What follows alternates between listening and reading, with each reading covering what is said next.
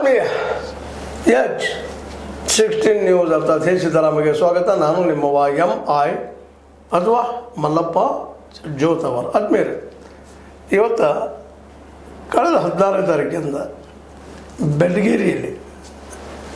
ಬೆಟಗೇರಿ ಕೃಷ್ಣವರ ಕುರಿತಾಗಿ 126ನೇ ಜಯಂತಿ ಅಂಗವಾಗಿ ಕಾರ್ಯಕ್ರಮ ನಡೆದೋಯ್ತು. ಭಾಳ ಒಳ್ಳೆಯ ಕಾರ್ಯಕ್ರಮ, ಜನ ನೋಡಿ ಸಂತೋಷಪಟ್ಟಿದ್ದು.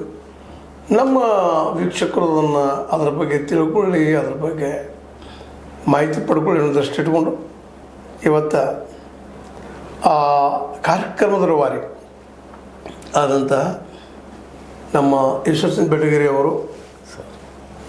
ಅವರನ್ನು ಇವತ್ತು ಕರೆದಿದ್ದೀವಿ. ಆ ಕಾರ್ಯಕ್ರಮ ಏನು ನಡೀತು ಬೆಟಗೇರಿಯಲ್ಲೇ, ಬೆಟಗೇರಿ ಕೃಷ್ಣ ಶರ್ಮರ 126ನೇ ಜಯಂತಿಯಿಂದ ಏನು ಕಾರ್ಯಕ್ರಮ ಅದವಲ್ಲ ಅನ್ನೋದ್ರ ಬಗ್ಗೆ ಸವಿವರವನ್ನು ಅವ್ರು ಕೊಡ್ತಾ ಇರ್ತಾರೆ. ನೀವು ಕೇಳ್ತಾ ಹೋಗ್ರಿ, ಜೊತೆಗೆ ಫೋಟೋಗಳು ನೋಡ್ತಾ ಹೋಗ್ರಿ. ಯಾಕಂದ್ರೆ ಅಪರೂಪ ಕಾರ್ಯಕ್ರಮ. ಇವತ್ತು ಈ ಆಧುನಿಕ ಕಾಲದಲ್ಲಿ ನಮ್ಮ ಏನಪ್ಪ ಅಂತಂದ್ರೆ ಜನಪದ ಕಲೆಯನ್ನು ಹುಟ್ಟಾಕಿ ಕ್ರಿಯೇಟ್ ಮಾಡಿ ಸೃಷ್ಟಿ ಮಾಡಿ ನಮ್ಮೆಲ್ಲರಿಗೂ ಉಳಿಯುವಂಥ ಕೆಲಸ ಮಾಡಿದ ನಲ್ವಾಡುಗಳ ನಲ್ಲ ಅವರ ಕುರಿತಾಗಿ ಅದೇ ಕಾಲಕ್ಕೆ ಆ ಕಾರ್ಯಕ್ರಮ ಕುರಿತಾಗಿ ಸವಿವರವಾಗಿ ನಾವು ತಿಳ್ಕೊಬೇಕಾಗಿದೆ.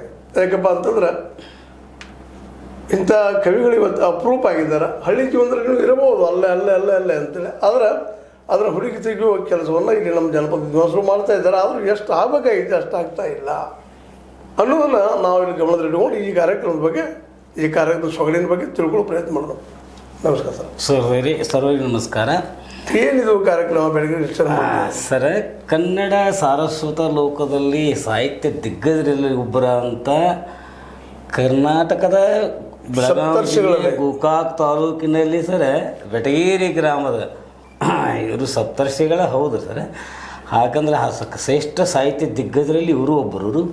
ಅಂಥ ಒಬ್ಬರದು ಧೀಮಂತ ಸಾಹಿತ್ಯರಿ 1900ನೇ ಇಸ್ವಿಯೊಳಗೆ ಏಪ್ರಿಲ್ 16ರಂದು ಹುಟ್ಟಿದವರು. ಅವ್ರದ್ದು 126ನೇ ಜನ್ಮದಿನಾಚರಣೆಯನ್ನು ಸರ್ ಒಂದು ನಮ್ಮ ಬೆಟಗೇರಿ ಕೃಷ್ಣ ಶರ್ಮ ಅವರ ಟ್ರಸ್ಟ್ ಧಾರವಾಡದೊಳಗೆ ಮಾಡಿದರು, ಬೆಳಗಾವಿಯೊಳಗೂ ಮಾಡಿದರು. ಹಾಗೇ ಅವರ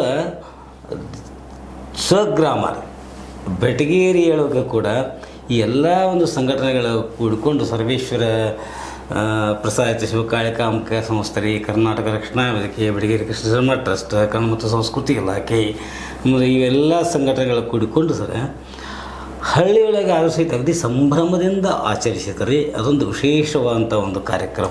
ಹಳ್ಳಿ ಸೊಗಡನ ಅವರು ಹಳ್ಳಿಯಲ್ಲಿ ಅವ್ರ ಜೀವಂತಿಕೆ. ಹಾಂ ಸರ್, ನಾವು ಹಲಸಂಗಿ ಗೆಳೆಯರನ್ನ ನೆನಪು ಮಾಡ್ತೇವೆ ಸರ್.